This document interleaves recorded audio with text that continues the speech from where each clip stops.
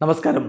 Rafter ഫുട്ബോളിലേക്ക് അവർക്കും സ്വാഗതം. ആൻ്റണി ഈസ് ഓൺ ഫയർ, പറയാതിരിക്കാനാവില്ല. ഇപ്പോൾ കഴിഞ്ഞ 2 കളികളിൽ നിന്ന് 4 ഗോൾ കോൺട്രിബ്യൂഷൻസാണ് അദ്ദേഹത്തിൽ നിന്ന് വന്നിരിക്കുന്നത്. യൂറോപ്പ ലീഗിൽ ലിയോണിനെ 2-0 പരാജയപ്പെടുത്തുമ്പോൾ കിടിലിന് ഒരു ചിപ്പ് ഗോൾ ആൻ്റണിയുടെ വക. കൂടാതെ എസബ്ദയുടെ ഗോള്, 2 പേരുടെ ഗോളുകളോടെ 2-0 വിജയം നേടി. ഇപ്പോൾ റയൽ ബെറ്റീസ് യൂറോപ്പ ലീഗിൽ 4 കളികളിൽ നിന്ന് 8 പോയിൻറ്റോടെ 9ാം സ്ഥാനത്ത് നിൽപ്പാണ്.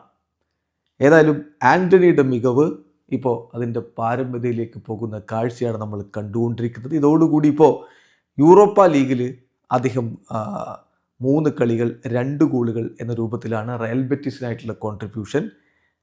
മാഞ്ചസ്റ്റർ യുണൈറ്റഡിനായിട്ടോ 19 കളികളിൽ നിന്ന് 2 ഗോളുകളായിരുന്നു. ഇപ്പോൾ 3 കളികൾ 2 ഗോളുകൾ 1 അസിസ്റ്റ് എന്നുകൂടിയായിട്ടുണ്ട്. സോ യുണൈറ്റഡിലെ കണക്കുകൾ ഇവിടെ അദ്ദേഹം മറികടന്ന് കഴിഞ്ഞു, വളരെ കുറഞ്ഞ മത്സരങ്ങൾ കൊണ്ട് എന്നർത്ഥം.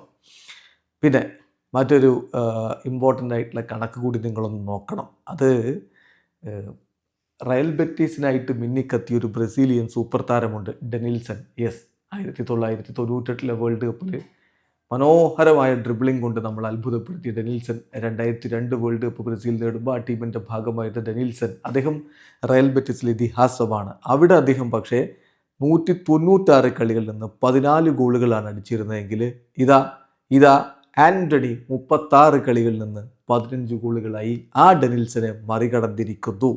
സോ ആൻ്റണി മറ്റൊരു ലെവലിലേക്കുള്ള യാത്രയിലാണ്. ഗോട്ടെന്ന് പലരും കളിയാക്കി വിളിക്കുന്നത് അവൻ അങ്ങ് സീരിയസ് ആയി എടുത്തെന്ന് തോന്നുന്നു. വീഡിയോ അവസാനിക്കുന്നു.